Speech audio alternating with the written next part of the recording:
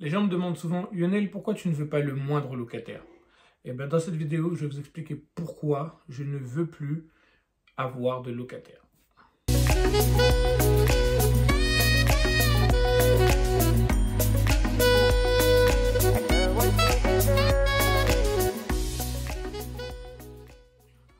Alors bonjour, moi c'est Lionel d'Emel Immobilier et sur cette chaîne on parle bien sûr d'immobilier mais pas que, on parle principalement de grosses plus-values, d'opérations de marchand de biens et d'achat-revente. Donc si notre contenu t'intéresse, n'hésite surtout pas à t'abonner à la chaîne et aussi n'hésite pas à activer la cloche pour être au courant de toutes nos nouvelles vidéos.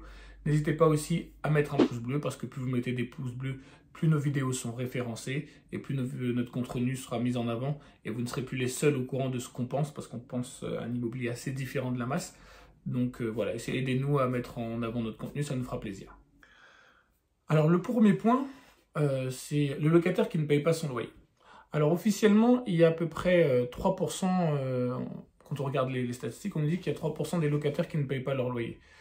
Je vous le dis très honnêtement, j'y crois pas une seule seconde. Mais vraiment, je trouve que c'est honteux de sortir des statistiques comme ça. Je pense que c'est plutôt 3% des procédures qui aboutissent. Donc là, oui. Mais je pense qu'il y a beaucoup plus de locataires qui ne payent pas leur loyer et les propriétaires et les locataires arrivent à trouver un arrangement avant, ou des fois ils ne trouvent pas d'arrangement et ça se passe mal. Mais je pense que les 3% représentent uniquement les procédures qui aboutissent. Moi, après ça m'est arrivé un petit peu, j'ai fait un peu de location au départ, j'ai vite compris que je n'étais pas fait pour ça. Mais je sais le sentiment qu'on ressent quand le locataire, il est là, il est dans le bien et il ne paye pas. Alors il y en a qui vont me dire, oui, tu as l'assurance de loyer impayé, oui, bon, si tu l'as et qu'elle fait son travail correctement et qu'il n'y a pas de problème, tu as bien rempli tous les papiers, tout va bien. Mais quand tu as ton locataire qui ne paye pas, et je sais qu'il y a des gens qui c'est arrivé, tu vois, ta vie change, tout t'énerve, même des choses qui n'ont rien à voir, c'est que ça devient vraiment désagréable. Le mec, il est là, ou la femme, peu importe, la personne est là dans ton bien, elle ne paye pas, tu as ce sentiment de te faire avoir que je ne veux pas ressentir, c'est pas quelque chose d'agréable. Et puis tu as aussi ce sentiment où tu sais pas comment toi tu vas faire pour finir ta fin de mois, et lui peut-être ou elle s'acheter une voiture ou a une bonne vie, part en vacances et autres, et ne paye pas son loyer et te met dans la merde. Ça, c'est quelque chose que j'ai pas envie de ressentir. Et rien que pour ça, vraiment, la vidéo est plus longue, mais rien que pour ça, c'est assez pour moi pour me dire non, je veux pas de locataire, je préfère faire de l'achat-revente. Trouver le bon locataire, tout ça, non.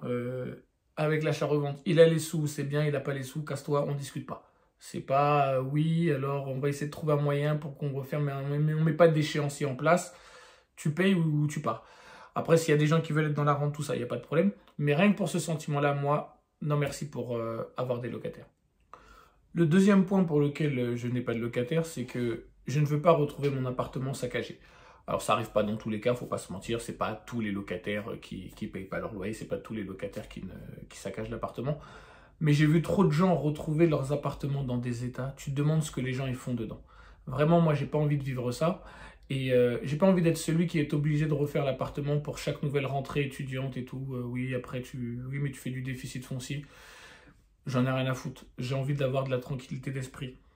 Ce qui se passe pour tout le monde, c'est on veut un maximum d'argent avec un maximum de tranquillité. Et forcément, des moments, ça va pas. Si vous vous intéressez à l'immobilier, c'est parce que l'immobilier peut vous rapporter de l'argent et vous pouvez dormir le soir. Sinon, il y a des choses qui rapportent plus. Tu te lances dans les braquages, le trafic d'organes, tous ces trucs-là, ça rapporte plus d'argent. Mais t'es pas tranquille.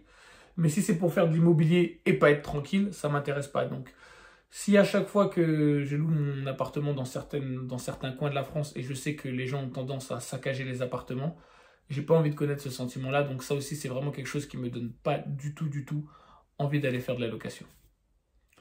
Le troisième point pour lequel j'ai pas envie de faire de location, c'est que je ne veux pas être le propriétaire de mauvaise foi. Parce qu'on tape beaucoup sur les locataires, mais il y a aussi des propriétaires qui sont de très mauvais propriétaires. Vous savez, quand vous parlez avec quelqu'un et il commence à ne plus avoir d'arguments, il commence à devenir sarcastique et autres, eh ben, je déteste ces gens-là. Les gens de mauvaise foi, c'est vraiment la pire race qui puisse exister. Je les hais de tout mon cœur. Et j'ai pas envie de faire partie de l'un d'entre eux. Et vous voyez, quand vous avez le locataire qui paye correctement son loyer, qui entretient bien le logement, qui fait ce qu'il doit faire, et vous, parce que vous êtes fait avoir sur les travaux pour X ou Y raison, votre logement tombe en pièces, et il vous demande de faire les choses qui vous incombent à vous, donc il fait ce que lui doit faire, mais il vous demande ce que vous devez faire. Et comme vous avez un petit cash flow ou autre, vous n'avez pas envie de faire ces travaux. Et ça, je trouve que c'est malhonnête et j'ai pas envie de faire partie de ces raclures, hein, parce que je pense que ce sont des raclures. J'ai pas envie de faire partie d'eux. Pour ces raisons-là, c'est que tu peux pas demander à quelqu'un de faire quelque chose et tu lui donnes pas la prestation en face. D'ailleurs, les gens me disent, oui, tes formations, ceci, cela. Et ils voient bien, mes formations sont toujours, le prix est en rapport avec ce que je donne. C'est pour ça que j'ai pas de plainte sur la qualité de la formation, parce que je donne un maximum de choses pour un prix raisonnable et ça me permet d'avoir une clientèle satisfaite. J'ai pas de problème, je dors bien le soir. Mais je sais pas comment tu peux dormir le soir quand tu sais que tu as une famille qui n'a pas d'eau chaude dans la maison que tu leur loues ou qui n'a pas de chauffage. Elle paye son loyer correctement et toi, tu fais pas les choses parce que tu n'as pas l'argent. C'est que tu as fait une mauvaise gestion, c'est que tu as fait des bêtises ou tu as mal fait tes travaux. Et je veux pas être de ces gens-là. Donc ça aussi, pour moi, c'est un argument qui fait que j'ai pas envie de me mettre dans cette situation-là, de devenir le mauvais propriétaire alors que le locataire, lui, fait tout bien correctement. Et je pense aussi qu'il n'y a rien de pire quand tu es en vacances ou quand tu es en détente et tu vois le numéro de ton locataire qui t'appelle et tu sais qu'il va t'appeler pour le ballon, pour le chauffage, pour l'évier, peu importe ce que c'est, il va t'appeler pour quelque chose que tu dois réparer. Je pense qu'il n'y a pas de sensation pire. Il y en a qui vont me dire, oui, mais tu mets en gestion. Arrêtez vos conneries. On n'est pas sur une chaîne de blabla. Tu mets en gestion. La personne qui gère, elle ne va pas changer le truc sans te demander. Il va t'appeler aussi. Parce que c'est toujours toi qui prends la décision de changer telle ou telle chose. C'est toi qui paye. Donc c'est toi qui prends la décision. Ils vont te demander, est-ce qu'on fait intervenir un plombier ou pas? Donc, j'ai pas envie de ça. J'ai envie de passer des trucs tranquilles. J'ai pas envie de léser des gens. J'ai pas envie d'être lésé. Non, merci pour les locataires. Et le dernier point, ce sont les expulsions. Bon, je ne vais pas raconter ma vie ou la vie d'autres personnes parce que c'est pas le but sur cette chaîne.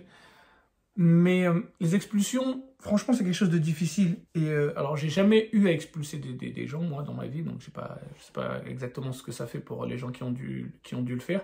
Je pense aussi qu'ils se sont sentis lésés très longtemps. Donc, ils n'ont peut-être pas eu l'empathie que quelqu'un qui connaît les expulsions que par théorie pourrait dire. Parce qu'il y a toujours les théoriciens, les philosophes de l'immobilier. Oui, on ne peut pas expulser et tout, mais tu ne sais pas ce que la personne a ressenti tout le temps où elle n'a pas eu son loyer de payer. Donc, je n'émets pas de jugement, moi, dans ce que je vais dire là. Mais personnellement, je ne pense pas que j'ai envie d'en arriver jusque-là. Parce qu'une famille qui... Oui, je sais, les enfants sont repris, il y a des trucs, des foyers et autres, mais des fois, il y a des mecs qui se retrouvent à la rue. Et on doit payer son loyer, hein. Tout le monde doit payer son loyer, c'est une obligation. Tu ne payes pas ton loyer, tu es en tort. Hein. Tu es 100% en tort. Moi, je pense qu'on doit payer son loyer et les expulsions font partie de la vie. Maintenant, si le mec, il l'a pas, il a vraiment pas d'oseille, il l'a pas. Tu l'expulses, c'est ton droit et tu le fais. Mais après, il va où? Franchement, il va où? Il est là, il va sous le pont de Bercy, sous le pont de la porte de Bâle. Il va où? Et j'ai pas envie d'être mêlé à ces trucs-là, en fait. J'ai pas envie d'avoir une vie où il y a des trucs comme ça dans ma vie où je suis obligé de foutre des gens dehors pour pouvoir devenir rentier ou mes couches parce qu'ils veulent faire. Ça m'intéresse pas. Ça m'intéresse pas, donc ça fait aussi partie des raisons pour lesquelles j'ai pas envie d'avoir de locataire. Si tu es d'accord avec cette vidéo, n'hésite pas à mettre un commentaire pour me dire que tu es d'accord et tout avec mes points. Si tu n'es pas d'accord, mets aussi un commentaire. J'essaie de répondre à un maximum de commentaires. Pour les gens qui disent non, mais avoir des locataires, certes, il y a ses problèmes, il y a aussi des avantages. Et je sais qu'il y a des avantages à avoir des locataires. Hein. Avoir un bon cash flow, c'est un avantage. Je n'ai pas besoin de me le dire. Mais voilà, si vous pensez que j'exagère ou que vous êtes totalement d'accord avec moi, n'hésitez pas à commenter. Et je vous dis à bientôt dans la prochaine vidéo.